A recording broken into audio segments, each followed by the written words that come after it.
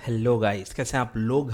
ठीक है, अब हम पढ़ रहे हैं बेसिक कॉन्सेप्ट्स। ठीक है, ये जो मैं अभी पढ़ाने वाला हूँ ये मैंने पहले सोचा नहीं था कि पढ़ाऊँगा, बट काफ़ी बच्चे साइंस फील्ड से हैं या बीकॉम से होंगे और उनके बेसिक्स क्लियर नहीं है, काफ़ी टाइम गैप भी हो गई है, भूल गए, तो ये उनके लिए है। अगर आप फाउंडेशन से हो तो आप ये जो पार्ट है वीडियो का ये आप स्किप कर सकते हो, क्योंकि आपको ये सब पता होगा, बहुत ही बेसिक है जो आप 11th और 12th में पढ़ते हो और आपको पता होगा, तो आपको ज़रूरत नहीं है, आप खुद ही पढ़ के फटाफट कर सकते हो, कोई दिक्कत नहीं है। पर अगर आप साइंस वाले हो तो आपको ये पक्का देखना है, मतलब मैं आप ही के लिए रिकॉर्ड कर रहा हूँ। ठीक है, चलिए स्टार्ट करते हैं। तो बहुत सारे टर्म्स एंड टर्मिनोलॉजीज यूज़ होंगी अकाउंट्स में, तो हर एक वर्ड का क्या मतलब है और उसका क्या हिंदी में मतलब होता है, उसको समझना कैसे है, वो सब मैं इसमें आपको बताऊंगा और इस पर भी क्वेश्चंस आते हैं। ठीक है, चलिए स्टार्ट करते हैं। पहला वर्ड है ट्रांजैक्शन। अकाउंट्स में हम रिकॉर्ड क्या करते हैं, अकाउंट्स में हम कई की रिकॉर्डिंग करते हैं। अकाउंट्स में हिसाब किसका होता है, तो वो होता है ट्रांजैक्शन, कि जो भी हम डे टू डे बिजनेस में ट्रांजैक्शन करते हैं। अकाउंटिंग किसकी हो रही है, बिजनेस की।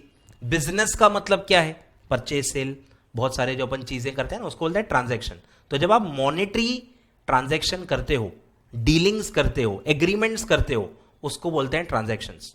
तो आप उसमें फाइनेंशियली बाइंड हो जाते हो, बराबर। गुड्स या सर्विसेज में आप डील करते हो तो आप दूसरे लोगों से जब आप ट्रांजैक्शंस करते हो तो आप उसमें बाइंड हो जाते हो, लीगली, मॉनेटरीली, और इसी उसी को अपन अकाउंटिंग में अकाउंट फॉर करते हैं। ठीक है, तो ट्रांजैक्शन क्या है, इट मीन्स एन इवेंट और बिजनेस एक्टिविटी, बराबर। बिजनेस एक्टिविटी अब वो अलग अलग बिजनेस के लिए अलग अलग होगा। अगर मैं गुड्स की बात करूं, ट्रेडिंग बिजनेस की बात करूं, ट्रेडिंग बिजनेस क्या करता है, गुड्स खरीदता है, गुड्स बेचता है, ये उनकी बिजनेस एक्टिविटी है, परचेज सेल, तो ये होता है बिजनेस एक्टिविटी। ठीक है, तो वो डिपेंड करेगा आप कौन से बिजनेस में हो या कौन सी सर्विसेज आप देते हो। ठीक है, it means an event. Event का मतलब है, इवेंट मतलब कोई भी चीज का होना। जैसे गुड्स आप भेज रहे हो, डिस्पैच कर रहे हो, गुड्स भेजना एक इवेंट है, गुड्स रिसीव करना भी एक इवेंट है, पैसे पे करना इवेंट है, पैसे रिसीव करना इवेंट है। तो कोई भी चीज अगर हो रही है, मूव हो रही है, ट्रांसपोर्ट हो रही है, रिसीव हो रही है, तो वो सब इवेंट्स होते हैं। ठीक है, तो इवेंट और business activity which involves exchange of money, बराबर। ये सबसे बेसिक पॉइंट है कि अकाउंट्स में हम वही चीजें पढ़ेंगे जिसका लेन देन पैसों से है।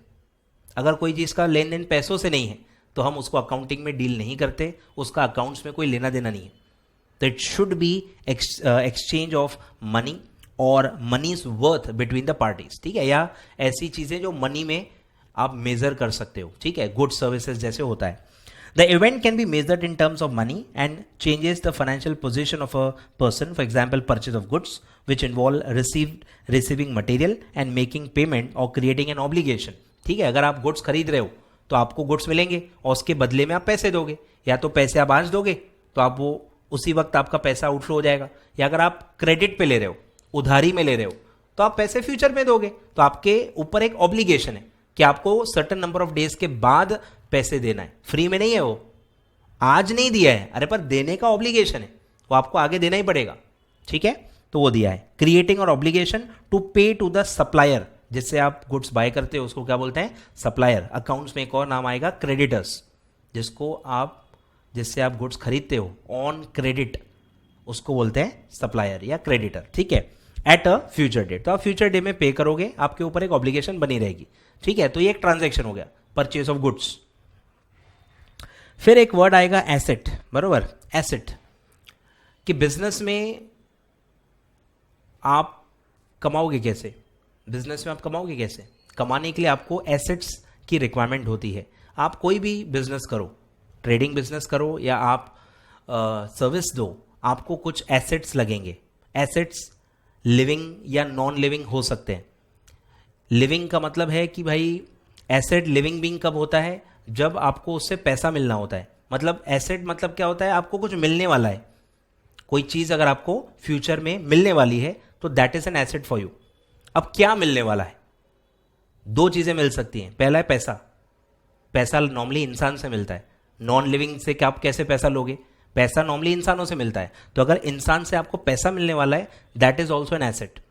और अगर आपको बेनिफिट मिलने वाला है, चीजों से बेनिफिट मिलता है और इंसानों से पैसा मिलता है, तो अगर आपने कोई चीज खरीदी है जिससे आपको बेनिफिट मिलने वाला है क्योंकि आप उसको यूज करोगे। फॉर एग्जाम्पल बिल्डिंग, बिल्डिंग आपने खरीदी है, बिल्डिंग आप फिर बिजनेस के लिए यूज कर रहे हो और आपको वो बेनिफिट मिल रहा है। बिना बिल्डिंग आप कैसे बिजनेस करोगे? रोड पे बिजनेस कर सकते हो, पर ऐसे बिजनेस मतलब हाइपोथेटिकल है, बरोबर। अगर आप ढंग से बिजनेस करना चाहते हो, you need a building. Building छत हो जिसमें जो आप प्रोटेक्टेडली एक प्रॉपर बिजनेस जो आप करते हो, तो आपको कुछ ना कुछ उसमें बिल्डिंग या कोई चीज़ लगती है, बरोबर। तो वो अगर आप खरीद रहे हो तो वो आपके लिए एसेट होता है क्योंकि आप सालों साल आप उसको यूज कर सकते हो, उससे आपको बेनिफिट मिलेगा। तो बहुत सारे ऐसे एसेट्स होते हैं जिनसे आपको बेनिफिट्स मिलते हैं क्योंकि आप सालों साल उनको यूज करते हो, ठीक है। और बेसिक्स में मैंने आपको बताया भी हुआ है कि बिजनेस कैसे बनता है, कैसे स्टार्ट होता है, क्या क्या चीज़ें होती हैं, ये सब मैं आपको बता चुका हूँ, ठीक है। तो वो दिया है। अब एसेट क्या है? एसेट इज अ रिसोर्स, बरोबर, जिनसे आप कुछ को आपको मिलने वाला है जो सिर्फ आपके कंट्रोल में है, जिसको आप ही यूज कर सकते हो, वो होता है रिसोर्स, ठीक है। तो asset is a resource owned by a business, क्योंकि हमने खरीदा हुआ है या हमने उनको कोई सर्विस दी होगी और उसका पैसा हमको मिलने वाला है, ठीक है। तो वो रिसोर्स है owned by the business with the purpose of using it, with the purpose of using it for generating future profits. देखो बिल्डिंग से क्या फायदा होगा? बिल्डिंग से आप बिजनेस कर पाओगे और बिजनेस करोगे तो ही तो कमा पाओगे, आ रहा है ख्याल में। तो हर एसेट जो आप लेते हो, बिल्डिंग हो, फर्नीचर हो, मशीन हो, एसी हो, गाड़ी हो, कोई भी चीज हो, कोई भी एसेट आप ले रहे हो, वो इसीलिए ले रहे हो ताकि आप बिजनेस कर पाओ। और बिजनेस क्यों कर रहे हो? प्रॉफिट के लिए। तो आप फ्यूचर में प्रॉफिट तभी कमा पाओगे जब आपके पास एसेट्स होंगे। एसेट्स को यूज करके ही आप बिजनेस एक्टिविटी कंडक्ट कर पाओगे और उससे ही आप प्रॉफिट्स कमा पाओगे। अब एसेट्स देखो दो प्रकार के होते हैं। एसेट्स कैन बी टेंजिबल और इनटेंजिबल। टेंजिबल मतलब जिसको आप देख सकते हो, टच कर सकते हो, फील कर सकते हो, जिसका एक फिजिकल एग्जिस्टेंस होता है, वो होता है टेंजिबल। तो मैक्सिमम सारे एसेट्स टेंजिबल ही होते हैं। Building, plant, machinery, furniture, automobiles, computers, printers, बराबर, ये सारे एसेट्स दिखते हैं तो वो होते हैं टेंजिबल एसेट्स। और कुछ एसेट्स अगर दिखते ही नहीं है, इनटेंजिबल है, उसका कोई फिजिकल सब्सटेंस नहीं है, तो वो होते हैं इनटेंजिबल एसेट्स। तो इसमें भी काफ़ी चीज़ें होती हैं जो आप बचपन से एक चीज़ पढ़ते हो, आपने सुना भी होगा, भले आप साइंस वाले हो या जितना भी आप कॉमर्स फील्ड में टाइम बिता चुके हो, आपने एक वर्ड सुना होगा गुडविल। एक वर्ड आता है गुडविल, या उससे और सिंपल वर्ड आता है सॉफ्टवेयर। सॉफ्टवेयर तो आपको पता होगा। तो सॉफ्टवेयर दिखता नहीं है, स्क्रीन पे इस पे ही दिखता है, उसका कोई फिजिकल सब्सटेंस नहीं है। तो software is an intangible asset क्योंकि वो दिखता नहीं है, पर वो है, एसेट है, आप यूज कर सकते हो, उससे आपको फायदा होता है। तो सॉफ्टवेयर भी एक इंटेंजिबल एसेट है। या इसमें काफ़ी सारे अपन पढ़ेंगे, पेटेंट्स, नो हाउ, कॉपीराइट। आपका कोई डिज़ाइन है, आपका कोई लोगो है जो आपने रजिस्टर कराया हुआ है, तो वो दिखता नहीं है पर वो एक एसेट है, आप ही उसको यूज़ कर सकते हो, या आप उसको किसी को बेच भी सकते हो, या आप उसी को भाड़े पे दे सकते हो। भाई यूज़ करो और मुझे इतना इतना रेंट दो, उसको बोलते हैं रॉयल्टी। तो आप उसको यूज़ करने के लिए भी दे सकते हो और उसके अगेंस्ट वो आपको रॉयल्टी देगा। तो ऐसे एक बहुत बड़ी फील्ड है इंटेंजिबल्स, ठीक है। और आप इसको पढ़ोगे भी, आपके सिलेबस में भी आएगा, उसको बोलते हैं इंटेलेक्चुअल प्रॉपर्टी राइट्स, IPR। तो वो सब इंटेंजिबल चीज़ें होती हैं, मतलब नॉलेज बेस्ड होती हैं जो आप क्रिएट करते हो और आप अपने नाम पे रजिस्टर करवा लेते हो, इसीलिए वो एसेट होती है, ताकि सिर्फ आप ही यूज़ कर पाओ और कोई आपके बिना परमिशन से यूज़ नहीं कर सकता, ठीक है। तो ये चीज़ आप IPR इंटेलेक्चुअल प्रॉपर्टी राइट्स में पढ़ोगे। तो देखो बहुत सारे एग्जाम्पल दिए हैं, क्या क्या है। Assets, tangible assets are the capital asset. Capital asset मतलब जो एसेट्स लॉन्ग टर्म के लिए यूज होते हैं, जिनकी लाइफ बहुत ज़्यादा होती है। बिल्डिंग की लाइफ 50-60 साल होती है, more than that. Plant machine भी 20-25 साल चलते हैं। कंप्यूटर्स भी 5 साल 10 साल आप चला सकते हो। व्हीकल्स भी आप 5-10 साल चला सकते हो। तो उनकी एक लॉन्ग टर्म लाइफ होती है और इसलिए उसको बोलते हैं कैपिटल एसेट्स, जो आप बेचने के लिए नहीं खरीदते हो। कैपिटल एसेट मतलब जो आप बेचोगे नहीं, क्योंकि आपने उसको यूज करने के लिए खरीदा है। गाड़ी आपने चलाने के लिए यूज किया है, गाड़ी खरीद के बेचना आपका काम थोड़ी है। तो जो चीजें आप यूज करने के लिए लेते हो, जिससे आपको बेनिफिट चाहिए, जिसको बेचना नहीं है आपको, वो आपका काम ही नहीं है, तो वो होते हैं कैपिटल एसेट्स, ठीक है। तो capital assets which have some physical existence, तो वो टेंजिबल होंगे। और एग्जाम्पल दिए देखो, they can therefore be seen, touched and felt. For example plant, machinery, furniture, fittings, land and building, बराबर। फिटिंग्स में AC वगैरह भी आता है, फैन, AC, ये फिटिंग्स होते हैं। Land and building, books, computers and vehicles. अलग अलग बिजनेसेस में अलग अलग एसेट्स होते हैं। The capital asset which have no physical existence and whose value is limited to the rights and anticipated benefits that possession confers upon the owner are known as intangible assets. ठीक है, तो intangible भी चीज़ें होती हैं जिनको आप use कर सकते हो, बराबर। जैसे मेरे नोट्स, मेरे सॉफ्ट कॉपी ऑफ नोट्स अगर मैं रजिस्टर करवा लूँ तो वो मेरे लिए इंटेंजिबल एसेट है कि अब मेरे बिना परमिशन के कोई यूज़ नहीं कर सकता, पर वो नोट्स मैं किसी को यूज़ करने के लिए दे सकता हूँ, मैं वो राइट दे सकता हूँ उसको, तो उससे मैं कमा सकता हूँ, इसलिए वो एक रिसोर्स हो जाता है। भले वो दिखता नहीं है क्योंकि उसकी सॉफ्ट कॉपी है मेरे पास, कंप्यूटर में ही दिख सकती है, कंप्यूटर के अंदर वो दिखती है, तो वो इंटेंजिबल में आएगा, बराबर। तो नोट्स, डिज़ाइंस, कुछ भी इसमें चीज़ें आ सकती हैं, सब IPR इंटेलेक्चुअल प्रॉपर्टी राइट्स में आप पढ़ोगे। ठीक है, they cannot be seen or felt although they help to generate revenue in future. For example, goodwill, patent, trademark, copyright, brand equity, designs, intellectual property, etc. बराबर। आजकल आप वही ब्रांड इक्विटी भी पढ़ोगे, ब्रांड्स होते हैं ना, नाम सुन के आप कनेक्ट करते हो। एप्पल मैंने बोला मतलब आपको एप्पल का पूरा एक समझ में आ जाता है कि क्या वो बिजनेस है और क्या प्रोडक्ट बेचते हैं, तो वो होता है ब्रांड इक्विटी। आ रहा है ख्याल में? अब एसेट्स को क्लासिफाई किया जाता है, assets can be classified as current assets and non current assets. बहुत सारे देखो क्लासिफिकेशन है, टेंजिबल, इंटेंजिबल, देख सकते हो कि नहीं उसके हिसाब से। अब एसेट से बेनिफिट कब तक मिलेगा उसके हिसाब से होता है करंट एंड नॉन करंट। अगर आपको आने वाले 1 साल के अंदर सारा बेनिफिट मिलने वाला है, उसके बाद कोई मिलने ही नहीं वाला, तो विद इन 1 ईयर अगर आपको सारा बेनिफिट मिल जाएगा तो that is called as current asset. उसकी लाइफ 1 साल ही है तो वो होता है करंट एसेट। और अगर 1 साल से और बियॉन्ड उसकी लाइफ जा रही है तो that is called as non current assets, जिसकी लाइफ 1 साल से ज्यादा है। तो बिल्डिंग, प्लांट, मशीनरी, ये सारे देखो नॉन करंट एसेट्स है क्योंकि इनकी लाइफ 1 साल से ज्यादा ही होती है। ठीक है, चलिए, तो ऐसा है, एसेट्स के बारे में हमने पढ़ लिया। अब है लाइबिलिटी। जैसे मैंने एसेट के लिए आपको बोला, एसेट्स का मतलब क्या है कि कुछ मिलना बाकी है, या तो पैसा मिलना बाकी है या तो बेनिफिट मिलना बाकी है। कुछ ना कुछ आपने पास्ट में ऐसा किया था जिसकी वजह से अब आपको कुछ ना कुछ मिलने वाला है, तो दैट इज एसेट। अब पास्ट में कुछ अगर आपने ऐसा किया है जिसकी वजह से आपको पैसा देना बाकी है, क्योंकि आपने पैसा लिया होगा, अरे लिया है तो देना पड़ेगा, या आपने कुछ परचेज किया है, कोई सर्विसेज ली हैं तो उनका पैसा नहीं देना पड़ेगा क्या? तो जब भी आपको फ्यूचर में पैसा देना बाकी है उसको बोलते हैं लाइबिलिटी। पेबल्स, सारी चीजें पेबल्स, पास्ट में कुछ आपने किया है जिसके वजह से फ्यूचर में आपको पैसा देना बाकी है, तो वो फ्यूचर में जिसको आपको देना बाकी है उसको आप अकाउंट्स में क्या बुलाओगे? लाइबिलिटी। ठीक है, तो नॉर्मली ये इंसान होते हैं। पैसे किसको दोगे? मंदिर में कहीं रख के आओगे क्या? नहीं ना, इंसानों को पैसे दिए जाते हैं। तो लाइबिलिटी में मोस्ट ऑफ द टाइम सब इंसान होते हैं जिनसे आपने पैसे लिए होंगे, जिनसे आपने गुड्स लिए होंगे, जिनसे आपने सर्विसेज ली होंगी, उनको अब पैसा हमको देना बाकी है, तो we call at it as liability. ठीक है, इट इज एन ऑब्लिगेशन। ठीक है, ऑब्लिगेशन है, देना बाकी है, जो मैंने आपको बोला है। पेबल है, देना बाकी है। It is an obligation of financial nature, क्या देना है? पैसा, to be settled at a future date, future में देना है। तो ध्यान दो, पैसा देना है, फ्यूचर में देना है, और क्योंकि देना है, ऑब्लिगेशन है, वो लाइबिलिटी है। It represents the amount of money that the business obs. Own अलग होता है, OWN, ओन मतलब मिलना है या हमारा है, ओव मतलब उल्टा कि हमको देना है, हमारे ऊपर लाइबिलिटी है कि हमको पे करना है।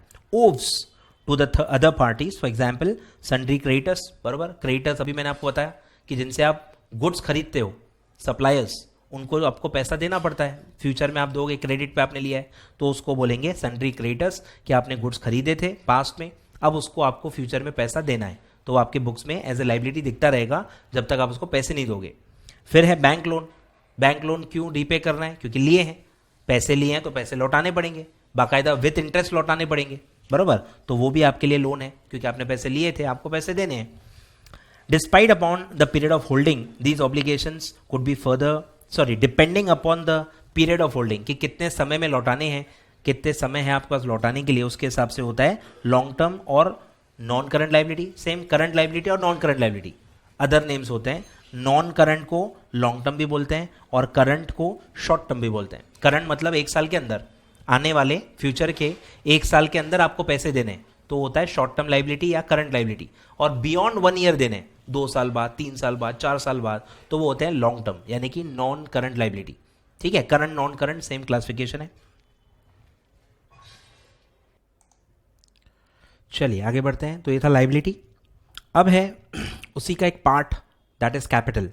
अब कैपिटल में बहुत देखो बेसिक्स की ज़रूरत है, और मेरे बेसिक्स अगर आपने पढ़े हैं, मैंने कंसेप्ट आपको बताया था, दैट इज एंटिटी कंसेप्ट, बरोबर। एंटिटी कंसेप्ट यहाँ पे यूज़ करना है। एंटिटी का मतलब है कि बिजनेस और जो ओनर है उसको आपको सेपरेट मानना है।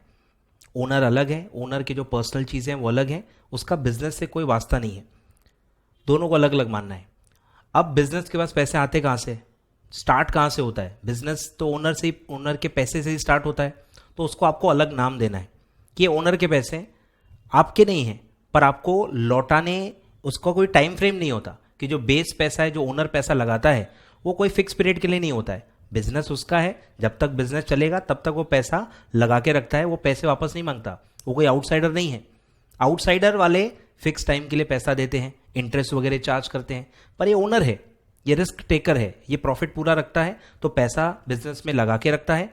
पर यस, जब आप बिजनेस बंद करते हो तब आपको ये लौटाना होता है, तो इवेंचुअली वो एक लाइबिलिटी है, देना तो है पर कोई फिक्स टाइम नहीं है, जब तक बिजनेस है तब तक नहीं लौटाना है, जब बिजनेस बंद करोगे तब लौटा देना, तो वो होता है कैपिटल। ठीक है, capital is the amount invested in the business by its owner. ठीक है, ओनर का जो पैसा बिजनेस में लगा होता है, जो लाइबिलिटी का ही एक पार्ट होता है, क्योंकि वो ओनर का है, उसको एक सेपरेट नाम देना पड़ता है ताकि हमको पता रहे कि कितना पैसा हमको बिजनेस बंद करते वक्त देना है, फिक्स टाइम के अंदर नहीं देना है। It may be in the form of cash. ठीक है, ओनर बिजनेस स्टार्ट करते वक्त कैश ला सकता है, बैंक अकाउंट में जमा करके आप बिजनेस स्टार्ट कर सकते हो, या गुड्स उसके पास होंगे जिनमें आप डील करते हो, वो डायरेक्ट गुड्स ला सकता है, बरोबर। और any other asset which the proprietor और the partners of the business invest in the business activity. ठीक है, जैसे आपको बिल्डिंग चाहिए, बिल्डिंग ऑलरेडी ओनर के पास है, तो वो उसी बिल्डिंग से अपना बिजनेस स्टार्ट कर देगा, तो उसने कैपिटल लाया, अरे पर कैश थोड़ी लाया, उसने डायरेक्ट बिल्डिंग लाई है, तो वो भी चलता है, that will also be treated as a capital. ठीक है, तो वो कैश ला सकता है, वो गुड्स ला सकता है, वो एनी अदर एसेट, कोई और भी एसेट ला सकता है जो भी उसके पास अवेलेबल है और जो बिजनेस में देना चाहता है वो दे सकता है, that will be treated as a capital. ठीक है, from business point of view capital of owners is a liability. ठीक है, इवेंचुअली वो लाइबिलिटी ही है, वो आपको लौटाना है, which is to be settled only in the event of closure और ट्रांसफर ऑफ बिजनेस। ठीक है, आप पूरा बिजनेस ही किसी और को बेच रहे हो तब वो उसका सेटलमेंट होगा, या बिजनेस बंद ही हो रहा है। ठीक है, तो इन दो इवेंट्स में आपको कैपिटल का पैसा भी वापस करना होता है, वो भी पे करना होता है। Hence it is not classified as a normal liability. है वो लाइबिलिटी, लेकिन नॉर्मल लाइबिलिटी नहीं है, जैसे आउटसाइडर की होती है, जो फिक्स समय के बाद पैसा मांगता है, जो फिर रेगुलर इंटरेस्ट मांगता है, ये वैसी लाइबिलिटी नहीं है। ठीक है, तो ये स्पेशल लाइबिलिटी है, इसलिए उसको एक स्पेशल नाम दिया जाता है to denote that is capital. For corporate bodies, बराबर, प्रोप्राइटर्स भी होते हैं, यानी इंडिविजुअल्स भी बिजनेस करते हैं अपने नाम से, पार्टनरशिप्स भी होती है, और कॉर्पोरेट बॉडीज यानी कंपनी भी स्ट्रक्चर होता है। तो कॉर्पोरेट बॉडीज में क्या होता है वो दिया है। For corporate bodies capital is normally represented as share capital. पूरा चैप्टर है आपका, चैप्टर 3 पूरा अपन पढ़ेंगे शेयर कैपिटल। तो कैपिटल का नाम बस बदल के क्या हो जाएगा, शेयर कैपिटल, क्योंकि आप उसके अगेंस्ट शेयर इशू करते हो, इसलिए उसका नाम शेयर कैपिटल होता है वो कैपिटल ही। आगे बढ़ते हैं। अब अगर कोई पैसा लगा रहा है तो वो लेके भी जा सकता है, उसका पैसा है भाई, उसको अगर पैसे की नीड है, कोई पर्सनल एक्सपेंस है, या कोई भी नीड की वजह से वो पैसा थोड़ा बहुत विड्रॉ करना चाहता है, थोड़ा बहुत विड्रॉ करना चाहता है, तो वो उसको बिजनेस क्या रिकॉर्ड करता है, ड्रॉइंग्स। पैसा आ रहा है तो कैपिटल, और पैसा वही लेके जा रहा है तो उसको एक अलग अकाउंट में रिकॉर्ड करते हैं। वैसे तो देखो कैपिटल से ही माइनस हो जाना चाहिए, पर यस अपन उसको एक अलग अकाउंट में रिकॉर्ड करते हैं, that is known as drawings. Eventually वो भी माइनस ही होता है, ला रहा है कैपिटल, लेके जा रहा है ड्राइंग्स, तो वो बाद में साल के आखिरी में माइनस हो जाता है। अब ये ड्राइंग्स अलग क्यों खोलते हैं, क्योंकि वो पैसे जब भी लेके जाएगा एक फिक्स्ड ऐसा लेके नहीं जाता, वो नीड के हिसाब से लेके जाएगा, छोटे छोटे अमाउंट्स अलग अलग टाइम पे लेके जाएगा। तो बेटर है आप एक अकाउंट में जमा करो, साल भर वो कितना पैसा लेके गया और पूरा पैसा एक साथ माइनस करो, सिस्टमैटिक हो जाता है, और अलग से एक इन्फॉर्मेशन भी मिल जाती है कि साल भर में कितना विड्रॉ किया, नहीं तो फिर अलग से टोटल मारना पड़ेगा। तो बेटर है आप उसको अक्यूमुलेट करो एक सेपरेट अकाउंट में, और साल के आखिरी में आप वो डिडक्ट कर लो। ठीक है, तो पैसा ला रहा है, ओनर बिजनेस में पैसा ला रहा है, तो that is called as capital, और वही पैसा अगर वो विड्रॉ कर रहा है फॉर पर्सनल पर्पसेस तो उसको हम बोलते हैं drawings, and drawings is eventually deducted from the capital.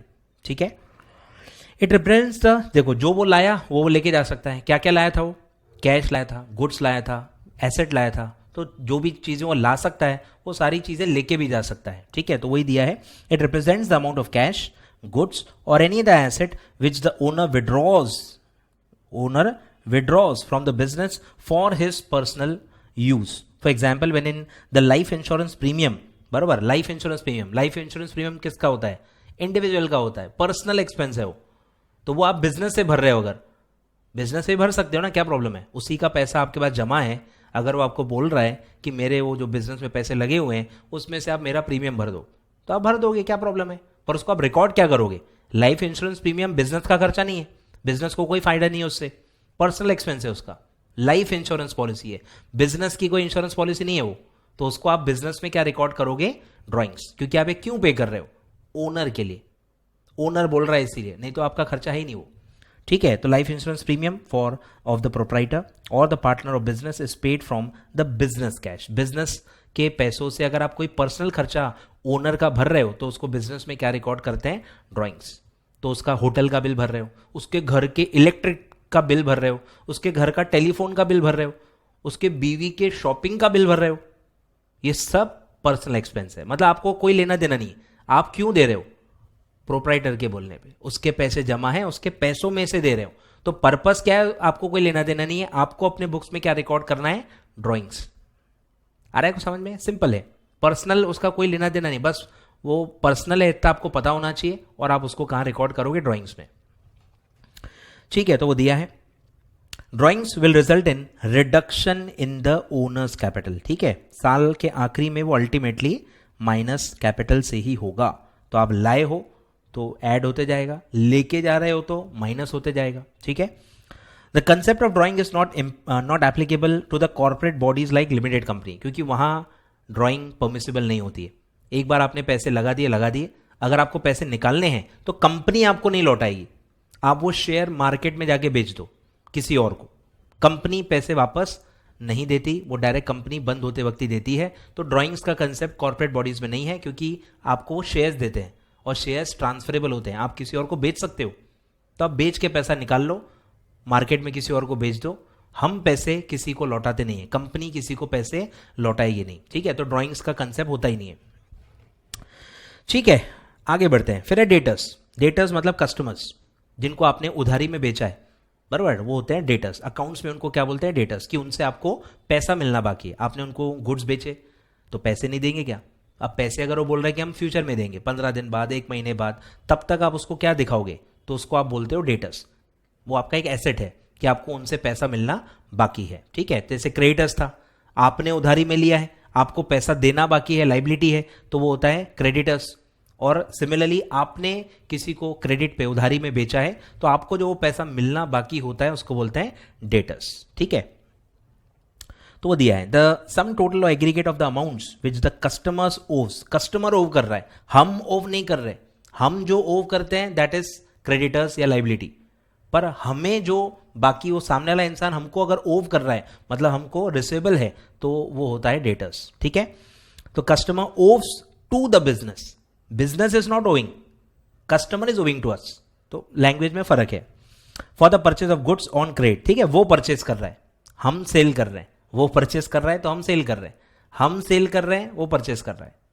आ रहा है क्या ख्याल में? ध्यान दो, तो पर्सपेक्टिव है, ध्यान देना है आपको, ठीक है। Purchase of goods on credit और services rendered in respect of the other contractual obligations is known as sundry debtors और ट्रेड डेटर्स और ट्रेड पेबल्स, सॉरी पेबल आ गया, ट्रेड रिसेबल लिख दो, टाइपो एरर है। अलग अलग बिजनेस में अलग अलग नाम होते हैं, प्रोप्राइटरशिप, पार्टनरशिप, कंपनी, अलग अलग नाम देते हैं, मतलब एक ही है कि आपने उधारी में गुड्स बेचे हैं और उसका पैसा आपको मिलने वाला है, ठीक है। Sundry creditors, trade receivables, book debts और debtors. Balance of debtor accounts shows amount receivable, बराबर। डेटर का मतलब क्या है? पैसा मिलना बाकी है। डेटर सर्विस नहीं देगा आपको, डेटर पैसे देगा, मनी रिसेबल है। Debtor can be further classified as good debts, मतलब आपको उस पर कोई शक नहीं है कि वो पैसे डुबाएगा, तो होता है गुड डेट्स। अगर आपको शक है कि ये कुछ ना कुछ पैसे डुबा सकता है, तो वो होता है डाउटफुल डेट्स। और अगर कोई पैसा डुबा चुका है तो वो होता है बैड डेट्स। आ रहा है ख्याल में? अलग अलग स्टेज है। अगर आपको कोई डेटर पे शक नहीं है, वो पहले से पैसा देते आ रहा है, उसकी फाइनेंशियल कंडीशन भी अच्छी है, तो आप क्यों शक करोगे? तो उसको आप बोलोगे गुड डेट्स, पैसा दे देगा, रिकवरेबल है। पर अगर कुछ फाइनेंशियल प्रॉब्लम्स चल रही हैं, आपको पता है कि सामने वाले को प्रॉब्लम्स चल रही है, वो लॉस में है या जो भी है, तो आपको डर है, आपको डाउट है कि पैसा पूरा मिलेगा कि नहीं, तो उस डेटर को आप क्या बोलोगे? Doubtful debts. और अगर कोई इंसान हाथ खड़े कर चुका है, बोल चुका है भैया मैं नहीं दे सकता, मैंने लॉस में हूँ, मेरे सारे एसेट बेच के जो रिकवर करना है कर लो, और उसके बाद भी जो रिकवर नहीं हो पाया, उस अमाउंट को क्या बोलेंगे? बैड डेट्स, जो पैसा डूब चुका है।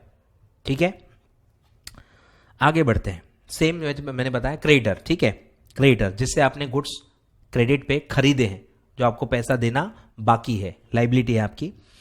अ creditor is a person to whom, ध्यान दो, to whom business obs money, हमको पैसे देना बाकी है, मनी और money is worth. For example money payable to supplier of goods और provider of service. Creditors are generally classified as current liability, क्योंकि उधारी कोई भी इंसान कितने समय तक देगा? प्रैक्टिकल रियल लाइफ में आज आपको उधारी कितने दिन की मिलेगी? 15 दिन, 20 दिन, 1 महीना, 2 महीना, 3 महीना, 1 साल के ऊपर कोई उधारी देता है क्या आजकल? पॉसिबल ही नहीं है।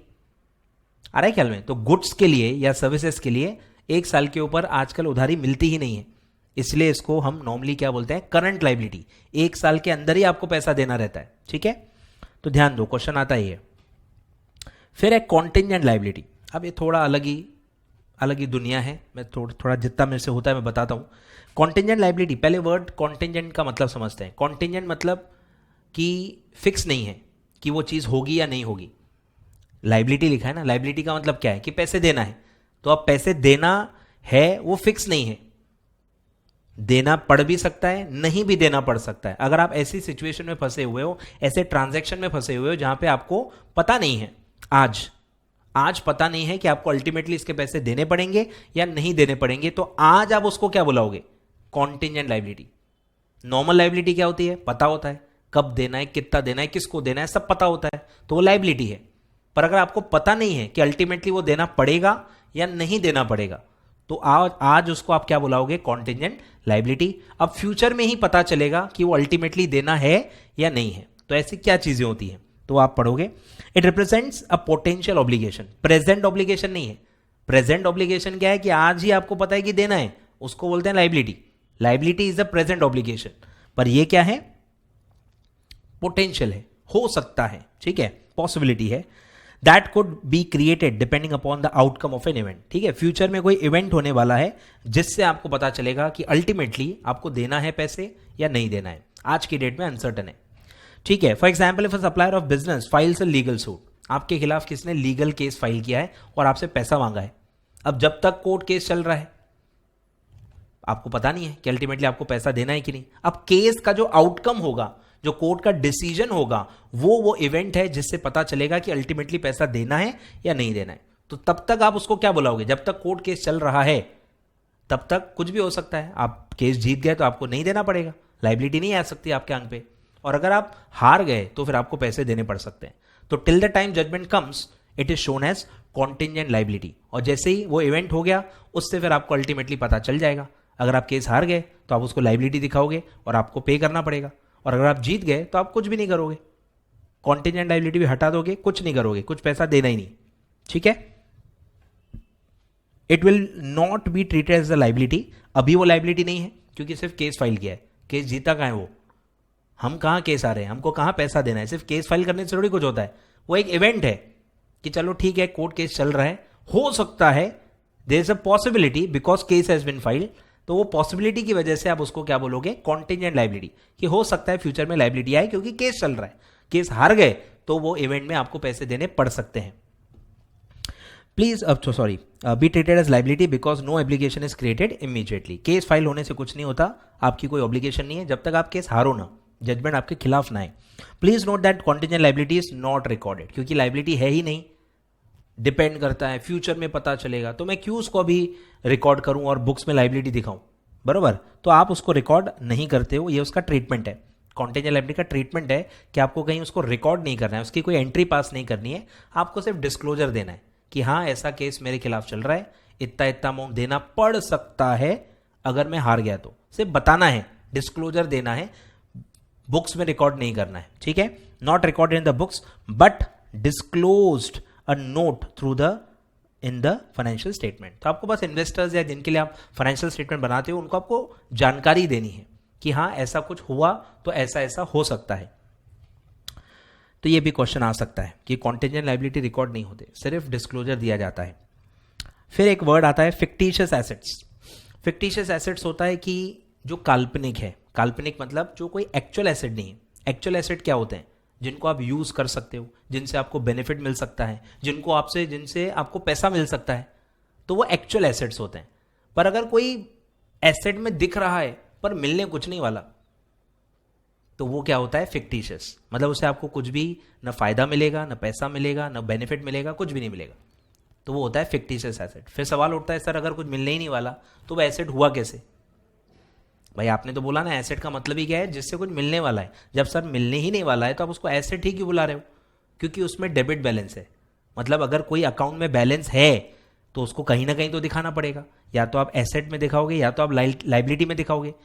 अब आपने वही बेसिक पढ़ा होगा कि डेबिट बैलेंस वाले अकाउंट्स को अगर आपको दिखाना है तो वो एसेट साइड दिखता है। नॉर्मली एसेट्स में डेबिट बैलेंस होता है, तो क्योंकि उसमें डेबिट बैलेंस है हमारे पास कोई ऑप्शन नहीं है, हमको उसको कैरी फॉरवर्ड करना है, अगले साल में बैलेंस शीट में कैरी फॉरवर्ड करना है। ये सब आगे आपको समझ में आ जाएगा। तो अगर आपको कोई चीज़ को कैरी करना है वो बैलेंस शीट में ही पॉसिबल है। बैलेंस शीट में दो ही नाम है, एसेट और लाइबिलिटी।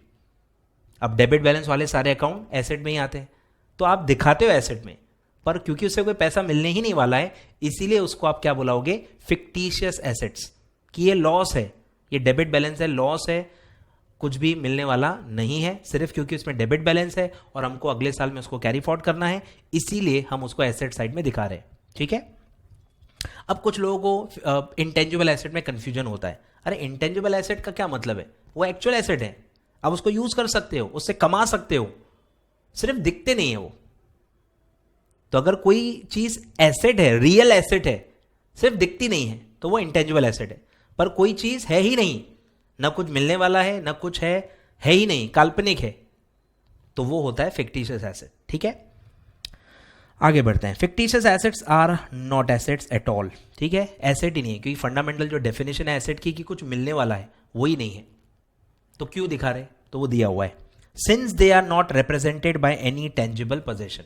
कोई टेंजिबल पोजेशन नहीं है, कोई चीज है ही नहीं, रिसीवेबल है ही नहीं वो। ठीक है, दे appear on the asset side simply because of a debit balance. ठीक है, debit balance in a particular account not yet return of, जिसको आप लॉस नहीं मान सकते हो, फ्यूचर में आपको मानना है, कैरी फॉरवर्ड करना है, और फ्यूचर में थोड़ा थोड़ा वो आप लॉस मानोगे या उसका लेना देना फ्यूचर से है, तो आप उसको कैरी फॉरवर्ड करते हो। Example, provision for discount to creditors, discount on issue of shares, ये सब आएगा आगे, अभी आपको नहीं समझेगा। तो ये सारे लॉन्ग टर्म लॉसेस होते हैं। अगर मुझे कोई लॉस 5 साल में राइट ऑफ करना है तो क्या होगा? उसका 1/5 हर साल, 1/5 5 बार आप राइट ऑफ करोगे, तो इस साल मैं 1/5 कर लूंगा। अरे पर 4/5 कहां जाएगा? वो फ्यूचर में कैरी फॉरवर्ड करना है ना, ताकि फ्यूचर के 4 ईयर्स में आप 1/5 4 बार और राइट ऑफ करो और वो अकाउंट बंद हो जाए। तो फ्यूचर में कैरी फॉरवर्ड करना है उसको, क्योंकि वो राइट ऑफ कब होगा? फ्यूचर में। जितना इस साल करना था उतना आपने कर लिया है, पर जो रिमेनिंग पार्ट है वो आपको कैरी फॉरवर्ड करना है। तो ऐसे टाइप के अकाउंट्स को क्या बोलते हैं? Fictitious assets. वो लॉसेस होते हैं जो आपको फ्यूचर में राइट ऑफ करने होते हैं। आगे बढ़ते हैं। फिर एक और नया कंसेप्ट है वेस्टिंग एसेट्स। कुछ एसेट्स ऐसे होते हैं जिनका सप्लाई लिमिटेड होता है, आपको पता है कि उसकी जो लाइफ है वो लिमिटेड है और वो एक दिन खत्म हो जाएगी। मतलब इसमें एग्जाम्पल आता है माइंस का, माइन खदान। उसमें आपको पता होता है कि जो रिसोर्स आप ढूंढ रहे हो, गोल्ड, कोल या कोई भी जो भी माइन होगी, माइन के अंदर जो रिसोर्सेज होते हैं वो फिक्स होते हैं, उसकी कोई लाइफ थोड़ी है कि 10 साल लाइफ माइन चलेगी। माइन की लाइफ तो अनलिमिटेड है। अरे पर माइन में आप खोदते क्यों? माइन आपके लिए एसेट क्यों है? क्योंकि उसके अंदर रिसोर्स है। जिस दिन उसके अंदर रिसोर्स खत्म हो गए, आपने पूरे रिसोर्सेज एक्सट्रैक्ट कर लिए, फिर वो माइन आपके लिए कोई काम की नहीं है। आ रहा है समझ में? तो जिनका सप्लाई लिमिटेड है, जैसे अगर उसमें 2 किलो का सोना है, 2 kg ऑफ गोल्ड है एक गोल्ड माइन में, तो वो जब तक उसमें गोल्ड है तब तक वो आपके काम की है। जैसे जैसे आप गोल्ड एक्सट्रैक्ट कर रहे हो वो माइन की वैल्यू कम होते जा रही है आपके लिए। तो उसका जो लाइफ है वो ईयर्स में नहीं है, उसका लाइफ गोल्ड के क्वांटिटी के हिसाब से है, या कोल माइन होगी तो कोल की क्वांटिटी के हिसाब से होता है। तो ऐसे एसेट्स को बोलते हैं वेस्टिंग एसेट, कि वो खत्म हो जाएंगे, उसके बाद उनका कोई काम नहीं है, वो रिसोर्स से रिलेटेड है। ठीक है, such assets are mines, queries etc that becomes exhausted or reduce in value by their working are called as wasting asset. ठीक है, तो सिर्फ माइन का आप एग्जाम्पल याद रखो, उसको बोलेंगे वेस्टिंग एसेट्स. आगे बढ़ते हैं. अब है दो टाइप्स होते हैं एक्सपेंडिचर का, रेवेन्यू एक्सपेंडिचर, कैपिटल एक्सपेंडिचर. ये मैंने आपको बताया भी था, कैपिटल एसेट बताया था. तो अगर कोई चीज ऐसी है, कोई एक्सपेंडिचर ऐसा है, वर्ड्स पे ध्यान दो, दोनों में वर्ड लिखा हुआ है एक्सपेंडिचर, मतलब हम एक्सपेंस, खर्चे की बात कर रहे हैं. तो अगर कोई खर्चा इस साल का है, वो आपका रोज का काम है, रेवेन्यू जनरेटिंग एक्टिविटी से रिलेटेड है. जैसे आपका रोज का काम होता है गुड्स परचेज करना, गुड्स सेल करना. परचेज सेल करने के लिए बहुत सारे खर्चे लगते हैं. परचेज सेल ये एक्टिविटी करने के लिए और भी खर्चे लगते हैं ना. आपको एम्प्लॉइज हायर करने पड़ेंगे, आपको ये जगह लगेगी, फिर electric connection, telephone connection, travelling expenses, advertisement. सिर्फ परचेज सेल थोड़ी है, उसके साथ बहुत सारे खर्चे करने पड़ते हैं. तो वो सारे क्या होते हैं? रेवेन्यू एक्सपेंस, क्योंकि वो रेवेन्यू को कमाने के लिए लगते हैं. तो अगर कोई खर्चा कमाने के लिए करना पड़ता है तो वो होता है रेवेन्यू एक्सपेंस. और अगर कोई खर्चा फ्यूचर के लिए किया जा रहा है, जिसका इस साल से कोई लेना देना नहीं है, लॉन्ग टर्म खर्चा है, जैसे कि एसेट खरीदना, आपने बिल्डिंग खरीदी, बिल्डिंग कोई एक साल का खर्चा है क्या? उसका सेल परचेज के लिए है क्या? वो नहीं, वो एक एसेट है, उसकी लाइफ है, आप उसको यूज करो और वो लॉन्ग टर्म है. तो उसको क्या बोलेंगे? कैपिटल एक्सपेंडिचर, क्योंकि वो उसका जो बेनिफिट है पूरा एक साल में नहीं मिलता, उसका बेनिफिट लॉन्ग टर्म में होता है. तो अगर कोई चीज का बेनिफिट लॉन्ग टर्म है तो उनको भी आप क्या बोलोगे? Capital expenditure. ठीक है, तो पढ़ते हैं क्या क्या है, एग्जाम्पल भी पढ़ते हैं. पहला है revenue expenditure. This represents expenditure incurred to earn revenue. आ रहा है ख्याल में? जैसे सेल करने के लिए परचेस करना पड़ता है, तो परचेस क्या हुआ? Revenue expense. समझ में आ रहा है क्या? अगर आप जो आपकी कमाई है, कमाई क्या है? सेल. सेल आपकी कमाई है. अब वो सेल करने के लिए जो भी खर्चा लगता है, जो 1 to 1 आप उससे कनेक्ट कर सकते हो, वो सब रेवेन्यू एक्सपेंस में आ जाएंगे. ठीक है, तो उस साल की कमाई के लिए, उस साल में आप जो भी खर्चा करोगे, वो सब रेवेन्यू एक्सपेंस में आएंगे. ठीक है, आगे बढ़ते हैं. To incur the revenue of the current period, future period नहीं, करंट पीरियड, आज की, इस साल की रेवेन्यू के लिए, इस साल जो भी आप खर्चा करोगे वो सब रेवेन्यू एक्सपेंस होगा. The benefits of revenue expense get exhausted in the year of incurrence. मतलब उसी साल में पेमेंट कर रहे हो और उसी साल में उसका फायदा पूरा आपको मिल चुका है, मतलब फ्यूचर से उसका कोई लेना देना ही नहीं है. जैसे सैलरी, सैलरी आप एक मंथ की पे करते हो तो उसका बेनिफिट तो आपको मिल चुका है ना. अगर आप पिछले महीने की सैलरी दे रहे हो तो वो तो रेवेन्यू एक्सपेंस है, पिछले महीने में आपने बेनिफिट ले लिया ना, फ्यूचर में थोड़ी लेने वाले हो. तो कैपिटल एक्सपेंडिचर बोल ही नहीं सकते, क्योंकि उसका फ्यूचर में कोई बेनिफिट है ही नहीं. आ रहा है ख्याल में? तो वो है. तो पूरा बेनिफिट अगर आपको मिल गया है पिछले साल में जिसमें आपने कमाया है, तो वो रेवेन्यू एक्सपेंस में आ जाएगा. तो दिया है देखो, रिपेयर्स, इंश्योरेंस, सैलरी, वेजेस, सारे खर्चे क्या होते हैं? उसी साल के होते हैं, उनका पूरा बेनिफिट आपको उसी साल में मिल जाता है और इसीलिए वो क्या होते हैं? Revenue expenditure. उनका फ्यूचर में कोई बेनिफिट नहीं है. Revenue expenditure results in reduction of profit और सरप्लस, क्योंकि ये खर्चा कहां से माइनस होगा? कमाई से, इनकम से. तो इसका फॉर्मूला है income minus expense is equal to profit. बराबर. तो खर्चे से प्रॉफिट कम होता है, क्योंकि आप वो कमाई में से माइनस करते हो. कोई भी चीज माइनस हो रही है मतलब वो रिड्यूस कर रही है. ठीक है, रिडक्शन. तो फॉर्मूला आप लिख लो. It becomes part of income statement. ठीक है, आपको पता ही है फाइनेंशियल स्टेटमेंट में दो चीजें होती हैं, income statement and balance sheet, या फाइनेंशियल पोजीशन स्टेटमेंट, जो भी बोलो. तो इनकम स्टेटमेंट क्यों बनता है? प्रॉफिट लॉस निकालने के लिए. इनकम स्टेटमेंट बनता ही क्यों है? प्रॉफिट लॉस निकालने के लिए. तो प्रॉफिट का फॉर्मूला क्या है? Income minus expense is equal to profit. आगे बढ़ते हैं. अब है कैपिटल एक्सपेंडिचर, ऐसा खर्चा जिसका बेनिफिट फ्यूचर में मिलने वाला है, जिसका लेना देना फ्यूचर में है, तो उसको आप क्या बोलते हो? Capital expenditure. This represents expenditure incurred for the purpose of acquiring a fixed asset. अगर आप कोई फिक्स्ड एसेट ले रहे हो, लॉन्ग टर्म एसेट, जिसकी लाइफ एक साल से ज्यादा है. एग्जाम्पल्स बहुत सारे पढ़ चुके हैं अपन, building, plant, machinery, vehicle, computer, सबकी लाइफ लंबी होती है. फिक्स्ड एसेट होता है, वो बेचने के लिए नहीं खरीदा है, यूज करने के लिए खरीदा है. ठीक है, which is intended to be used for long term. ठीक है, बेचना नहीं है, यूज करना है, उसका बेनिफिट लेना है, और लॉन्ग टर्म, एक साल से लंबे समय तक वो चलेगा. For earning profits there on, future में. For example, amount paid to buy a computer for office use is a capital expenditure. At times expenditure may be incurred for enhancing the productive capacity of the machine. बराबर. किसी की अगर आप efficiency बढ़ा रहे हो, जिससे आपको फ्यूचर में फायदा होगा, वो भी कैपिटल एक्सपेंडिचर हो सकता है। जैसे आपने मशीन को रिपेयर किया, रिनोवेट किया, जिससे उसकी कैपेसिटी बढ़ गई, जिससे उसकी स्पीड बढ़ गई, या कुछ ना कुछ ऐसा उसमें इंप्रूवमेंट आया जिससे फ्यूचर में भी फायदा होगा, तो वो कैपिटल एक्सपेंडिचर होगा। और कुछ ऐसा कुछ आपने रिपेयरिंग किया जिसमें फ्यूचर में कोई बेनिफिट ही नहीं है, मतलब जैसा वो एसेट था वैसे ही है, ना उसकी एफिशिएंसी बढ़ी, ना उसकी कैपेसिटी बढ़ी, कुछ भी फ्यूचर बेनिफिट नहीं है, जैसा था वैसा ही है, तो वो रेवेन्यू एक्सपेंडिचर होता है। ये बहुत डिटेल में एग्जाम्पल्स आने वाले हैं, ठीक है। फिर है this will also be a capital expenditure. Capital expenditure forms a part of balance sheet, बरोबर, वो सब एसेट में आता है, asset side of balance sheet में दिखता है, ठीक है। तो रेवेन्यू एक्सपेंस इनकम स्टेटमेंट में दिखता है, पीएनएल अकाउंट में, और कैपिटल एक्सपेंडिचर दिखता है बैलेंस शीट में, ठीक है, ध्यान देना है आपको। फिर है नेटवर्थ। अब ये भी बहुत अच्छा वर्ड है।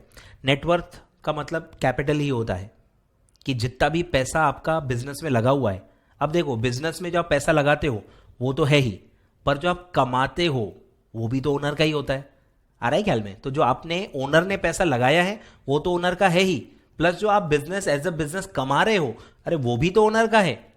तो अगर मैं जो कैपिटल लाया गया है, जो ओनर ने पैसे लगाए हैं, वो प्लस अभी तक के पूरे प्रॉफिट्स जोड़ दूं, या लॉसेस है तो माइनस कर लूं, जो भी ओनर का है। ओनर का क्या क्या है, जो वो कैपिटल ला रहा है, माइनस जो भी ड्राइंग्स वो लेके जा रहा है, फिर जो भी प्रॉफिट हो रहा है या जो भी लॉस हो रहा है, ये सब ओनर का होता है। तो ये सब प्लस माइनस करने के बाद जो अमाउंट आता है उसको बोलते हैं नेटवर्थ, आ रहा है ख्याल में। तो अगर मैं एग्जाम्पल दूं तो इसका फॉर्मूला क्या आता है, कैपिटल, जो ओरिजिनल कैपिटल वो लाया था, माइनस जो भी आपके ड्राइंग्स है, फिर जो भी आपके प्रॉफिट्स हैं, और माइनस अगर कोई लॉसेस भी हैं तो वो भी आप माइनस कर सकते हो। तो ये जो प्लस माइनस करके पूरा अमाउंट आएगा, that will be called as net worth, ठीक है। It represents the excess. अब इसके दो फॉर्मूले हैं, ठीक है, तो मैं बताता हूं। It is the excess of total assets over total outside liabilities, also known as owners equity. मतलब कैसा होता है कि एग्जाम्पल देता हूं, आपके पास एसेट्स हैं 1 लाख के, ठीक है, आपने 1 लाख के एसेट खरीदे हैं, तो आपके पास 1 लाख आए कहां से, अरे 1 लाख होंगे तो खर्चा करोगे ना, तो 1 लाख आए होंगे। अब अगर उसमें से ओनर ने आपको पैसे दिए थे 60,000 और आपने बाहर से लोन लिया था 40,000, आ रहा है ख्याल में, ऐसा भी हो सकता है। तो अगर मैं पूरे एसेट्स में से बाहर का पैसा माइनस कर लूं तो मुझे क्या पता चलेगा, ओनर का पैसा कितना है। टोटल पैसा मेरे पास कितना था जिससे मैंने एसेट्स लिए हैं, उसमें से और बाहर का हटा दो, पैसे आएंगे कहां से, या तो ओनर से आएंगे या तो बाहर से आएंगे। टोटल एसेट्स में से अगर आप बाहर का पैसा माइनस कर दो तो बचा कितना, ओनर का। तो ये उसका फॉर्मूला है, total assets minus outside liability, ठीक है। और ये जो ओनर का 60,000 है, इसके अंदर ये रहता है कि ये 60,000 आया कहां से, इसमें कुछ आपने ओरिजिनली लाया होगा, फिर कुछ विड्रॉ किया होगा, फिर अभी तक के कुछ प्रॉफिट्स होंगे, और या फिर अभी तक का कुछ लॉस होगा, आ रहा है ख्याल में। तो ये ऐसे दो फॉर्मूले होते हैं, तो लिख लो आप, ये एक फॉर्मूला है, और दूसरा है total assets minus outside liability, ठीक है, ये भी उसका फॉर्मूला है। नेटवर्थ पूरा मतलब अभी तक एज ऑन डेट कितना ओनर का पैसा लगा हुआ है बिजनेस में, ओरिजिनली कितना लगाया था वो अलग है, वो कैपिटल होता है। अभी कितना लगा हुआ है, जब आपका रनिंग बिजनेस है, 3 4 5 साल हो गए हैं, और आप ओनर को पता करना है मेरा अभी कितना पैसा है बिजनेस में, उसको बोलते हैं नेटवर्थ, ठीक है। अब एक और कंसेप्ट होता है सिंगल एंट्री। दो कंसेप्ट होता है, सिंगल एंट्री, डबल एंट्री। हम नॉर्मली क्या फॉलो करते हैं, double entry system. Double entry system का मतलब है कि 2 एंट्री नहीं होती। डबल एंट्री का मतलब ऐसा नहीं है कि एंट्री 2 बार होगी, हर एंट्री में 2 इफेक्ट होंगे, इसका मतलब होता है डबल एंट्री, कि हर एंट्री जो होगी, हर ट्रांजैक्शन जो होगा, हर जो चीज अकाउंट्स में रिकॉर्ड होगी, उसके 2 इफेक्ट्स होने चाहिए, उसके 2 एलिमेंट्स होने चाहिए। एक एलिमेंट होता है डेबिट और एक एलिमेंट होता है क्रेडिट। जैसे एक प्लस होता है, माइनस होता है, वैसे अकाउंट्स में डेबिट और क्रेडिट होता है। क्या प्लस है क्या माइनस है पता नहीं है, पर दोनों ऑपोजिट है। डेबिट अगर प्लस है तो क्रेडिट माइनस है, डेबिट अगर माइनस है तो क्रेडिट प्लस है, दोनों ऑपोजिट है। तो यो वो होता है डबल एंट्री सिस्टम, हर एंट्री में 2 इफेक्ट होंगे। और फिर एक जो डबल एंट्री नहीं है वो क्या है, सिंगल एंट्री। अब वो क्या है, क्यों, कौन यूज करता है सिंगल एंट्री, वो हम पढ़ते हैं। In case of single entry system, वैसे तो ये कोई सिस्टम नहीं है, मतलब जो इंसान डबल एंट्री फॉलो नहीं कर रहा है, उसको कुछ नाम तो देना पड़ेगा ना, तो उसको ऐसे ही जबरदस्ती एक नाम दिया गया है। ये कोई ऐसा सिस्टम नहीं है जो आप फॉलो कर सकते हो। बस जो डबल एंट्री फॉलो नहीं कर रहा है, जो प्रॉपर तरीका फॉलो नहीं कर रहा है, उसको हम बोलते हैं सिंगल एंट्री। ठीक है। In case of single entry system, business houses for their convenience, क्यों डबल एंट्री फॉलो नहीं कर रहे हैं? क्योंकि वो उनके लिए इनकन्वीनियंट है। उनके बिजनेस में शॉर्टकट मतलब ले सकते हैं, तो वो शॉर्टकट तरीके से लेते हैं। डबल एंट्री सिस्टम जो लंबा तरीका है वो फॉलो नहीं करते हैं। तो फॉर देयर कन्वीनियंस वो शॉर्टकट फॉलो करते हैं। And more practical approach ignore the strict rules, बरोबर, वो इग्नोर करते हैं the strict rules of double entry system. तो जो डबल एंट्री फॉलो नहीं कर रहा है उसका नाम आएगा single entry. The users of the system maintain only the essential record, जो जो मुझे जरूरत है मैं उतना ही रखूंगा, सारे नहीं रखूंगा जबरदस्ती, क्योंकि डबल एंट्री में लिखा हुआ है, मेरे लिए कन्वीनियंट नहीं है, मुझे जितना मेरा काम पड़ता है मैं उतना ही रखूंगा, तो वो होता है सिंगल एंट्री सिस्टम। तो उसमें क्या क्या रखते हैं? Under single entry system usually a cash book is maintain. अभी आप इमेजिन करो, छोटा एक किराने का दुकान है, छोटा सा, छोटे सारे जो स्मॉल बिजनेस होते हैं जिनका मेनली बिजनेस कैश में होता है, ये उनके लिए है कि मुझे बस रोज का कितना या कितना गया वही है, वही देखना है, बाकी सब मुझे नहीं देखना है, कि मैं उधारी देता ही नहीं हूँ, मेरा पूरा बिजनेस कैश में है, तो मैं सिर्फ कैश से रिलेटेड चीज़ें रिकॉर्ड करूंगा। तो मैं वहाँ डबल एंट्री नहीं सोचूंगा, मेरा बिजनेस कैश में है, मैं कैश के हिसाब से रखूंगा, कैश से जुड़े हुए जो भी चीज़ें होंगी उतना ही रिकॉर्ड करूंगा। तो वो लोग नॉर्मली क्या रखते हैं? कैश बुक तो रखते ही हैं, कैश का लेन देन होगा, कैश आएगी, कैश जाएगी, वो सब कैश का पूरा रिकॉर्ड रखेंगे। एंड पर्सनल अकाउंट, लेन देन जो होता है ना, किससे कितना आना बाकी है, किसको कितना देना बाकी है, हल्के फुल्के उधारी तो रहेंगे ही, तो वो पर्सनल अकाउंट जो होते हैं, जो लेन देन वाले अकाउंट होते हैं, वो भी रखते हैं। उसके अलावा वो नहीं रखते। फिक्स एसेट लिया होगा उसका कोई वो रिकॉर्डिंग नहीं रखते, एसेट वगैरह रिकॉर्ड नहीं करते, वो सिर्फ दो ही चीज़ें रिकॉर्ड रखते हैं, कैश कितनी आई गई और इंसानों का रिकॉर्ड रखते हैं, किससे कितना लेना बाकी है, किससे किसको देना बाकी है। तो अगर आप इस तरह से अकाउंटिंग कर रहे हो तो आप सिंगल एंट्री सिस्टम फॉलो कर रहे हो, ऐसा माना जाएगा। तो दो चीज़ें क्या रखी जाती हैं? पहला है कैश बुक और दूसरा है पर्सनल अकाउंट। ठीक है, तो ये होता है सिंगल एंट्री सिस्टम। तो ये कोई ऐसे फॉर्मल सिस्टम नहीं है, जो भी डबल एंट्री फॉलो नहीं कर रहा है वो सिंगल एंट्री फॉलो कर रहा है, ऐसा माना जाता है। ठीक है, तो ये पूरा बेसिक्स था। कुछ और भी डाउट्स रहा, कुछ और भी वर्ड्स का आपको मतलब नहीं समझ में आता है बुक्स पढ़ते पढ़ते, तो आप डेफिनेटली मुझसे व्हाट्सएप पे पूछ सकते हो। बिल्कुल हिचकिचाने की जरूरत नहीं है। जितने भी साइंस वाले बच्चे हैं, मेरा पूरा 100% सपोर्ट रहेगा। बहुत ही छोटी छोटी बातें भी अगर आपको नहीं समझ में आ रही है, डेफिनेटली आप मुझसे पूछिए, कोई भी प्रॉब्लम नहीं है। ठीक है, व्हाट्सएप नंबर आपको ईमेल पे ऑलरेडी दिया गया है, आप उस नंबर पे मुझसे कोई भी डाउट पूछ सकते हैं। Thank you so much.